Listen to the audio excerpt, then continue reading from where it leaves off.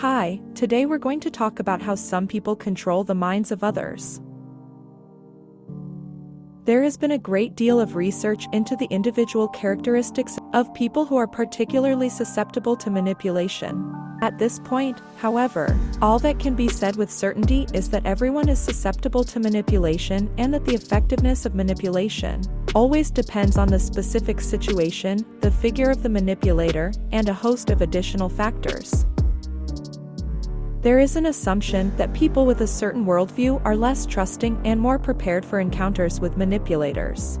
Our brain is built in such a way that we are forced to perceive information subjectively and not always adequately, and only our intuition and life experience help us to correct this information. These mechanisms can stop working under certain circumstances, and then we can become victims of control by other people. This is often due to situations in which we do not have complete information. If it is due to simple deception, we need only know the true facts to complete the correct picture. In the case of psychological manipulation, the false picture can be extremely stable, and the appearance of correct facts, combined with ironclad logic, is not always able to destroy it. There is an assumption that people with a certain worldview are less trusting and more prepared for encounters with manipulators. At the same time, however, this is also their Achilles heel, for mistrust can also be manipulated. Very often psychological manipulation can be found in public and political life. A good example of manipulation of public consciousness is the propaganda of the state's position on federal television channels, in all programs, from news to evening entertainment shows.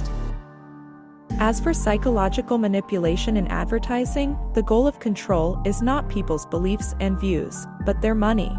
In advertising, as in politics, false arguments, emotional persuasion, and sometimes even threats are used to control people.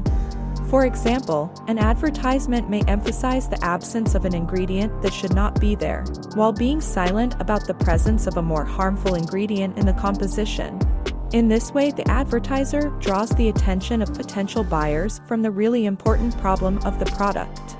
Also, an example of false argumentation can be seen in advertising, which states the presence of some advantage, which, in fact, does not exist. For example, making products based on ancient recipes in modern mass production is almost impossible. How do you know if you are being manipulated? Whether a person is a manipulator is not determined by their behavior, but by the context in which that behavior is used and the intent with which they perform certain actions. If a person specifically wants to mislead someone and influence their perceptions, emotions, and behavior, that person is a manipulator. The main goals of manipulators are to gain influence over another person or a particular situation and to avoid personal responsibility for their action or, conversely, inaction. Depending on their goals and psyche, manipulators may use conscious and unconscious tactics. Psychological manipulation techniques can include overt aggression, insults, humiliation, criticism, and emotional abuse. Veiled techniques include judging, complaining, comparing, nagging, coaxing, lying, self-pitying, crying, bullying, ridiculing, flattery, provocation, emotional blackmail, and false sympathy. Very often manipulators use the fears of their victims to achieve their goals.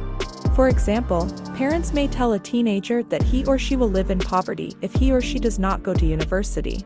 Another popular technique is to offer a false choice of options that, in fact, do not benefit the victim at all, and to omit options that do not suit the manipulator. How to resist psychological manipulation? In order for psychological manipulation to continue to have the desired effect, the manipulator needs to maintain control over the victim. Under the other person's control, the victim may become defensive and doubt his or her own abilities. As a result, the person under the manipulator's control may completely lose confidence in his or her own thoughts and feelings. When communicating with a manipulator, it is very important to try to monitor your behavior and defend yourself as little as possible. Psychological manipulation is effective only for those who allow themselves to be manipulated. One way to stop manipulation is to stop paying so much attention to what the manipulator wants to convey to you.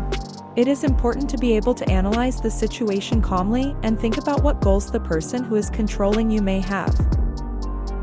If you find it difficult to cope with your own feelings and emotions, and to resist psychological manipulation, it is better to seek help from a psychologist who specializes in working with the consequences of such situations.